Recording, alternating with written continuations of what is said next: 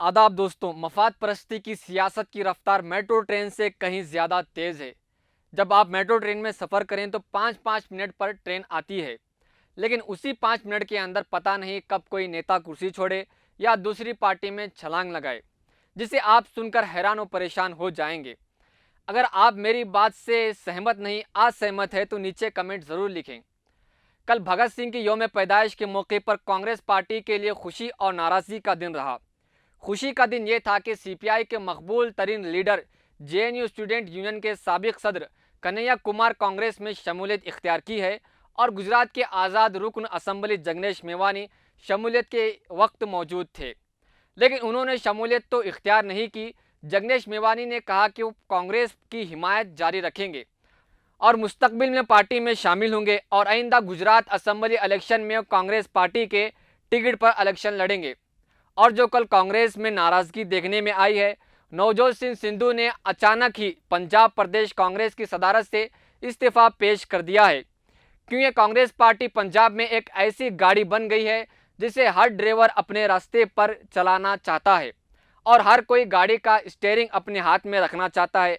नवजोत सिंह सिद्धू पहले बीजेपी के रुकन पार्लियामेंट रह चुके थे, बाद में वो कांग्रेस में शामिल हुए और कांग्रेस के स्टार कैंपेनियर बनाए गए थे।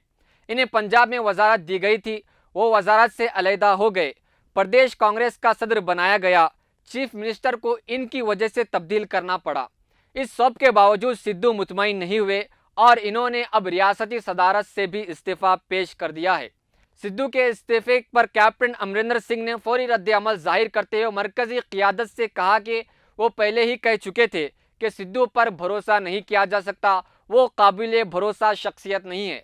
सिद्धू के इस्तीफा से जो सूरत हाल पैदा हुई है, वो जहां रियासती यूनिट के लिए ही नहीं बल्कि खुद मरकजी क़ियादत के लिए भी मज़ाहमत वाली कही जा सकती है, क्योंकि ये कहा जाता है कि सिद्धू को वज़ीर आला का अहदा देने से पार्टी ने इनकार कर दिया है। खैर, ये कांग्रेस पार्टी हमेशा से ही अंदरूनी इख्तिलाफात की बुनियाद पर और परिवारवाद की सियासत से कमज़ोर होते जा रही है। हालांकि गांधी परिवार से अच्छे कांग्रेस में कुछ लीडर मौजूद है, इन्हें कांग्रेस का सदर क्यों नहीं बनाया गया है, जिससे कांग्रेस की बड़ी लीडरशिप वन साइड होते जा रही है। और अब कन्हैया कुमार कांग्रेस में शमूलियत इख्तियार करने के बाद प्रेस कॉन्फ्रेंस से खिताब करते हुए कहा कि आज मुल्क का आइन, जमहूरियत और आइडिया ऑफ इंडिया खतरे में है। इसलिए मुल्क की सबसे बड़ी अपोजिशन पार्टी, मुल्क की सबसे कदीम पार्टी में शामिल हो रहा हूँ ताकि तहरीक के साथ मुल्क को बचाया जा सके।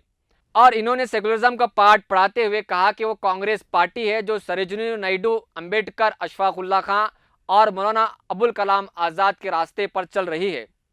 लेकिन नाज़रीन, मैं आपको बताता हूँ कि कांग्रेस वो पार्टी है जिसके इक़्तिदार में रहते हुए बाबरी मस्जिद को ढाया गया। कांग्रेस वो पार्टी है जो अक़लियतों को बीजेपी से डराकर वोट बैंक की सियासत करती है। कांग्रेस वो पार्टी है जो मुसलमानों को खुश करने के लिए रिजर्वेशन का झूठा सहारा लेती है। कांग्रेस के इक़्तिदार में 2006 में भारत में मुसलमानों की समाजी, माशी और तालीमी सतह जानने के लिए सच्चर कमेटी बनाई गई थी, जिससे ये पता चला कि भारत में मुसलमान दलितों से नीचे गिरे हुए हैं। उस सच्चर कमेटी का क्या हुआ, ये बहुत बड़ा सवाल है और ख़ासकर कांग्रेस ने मुसलमानों के साथ जो दोहरा रवैया अपनाया है वो काबिल मज़म्मत है।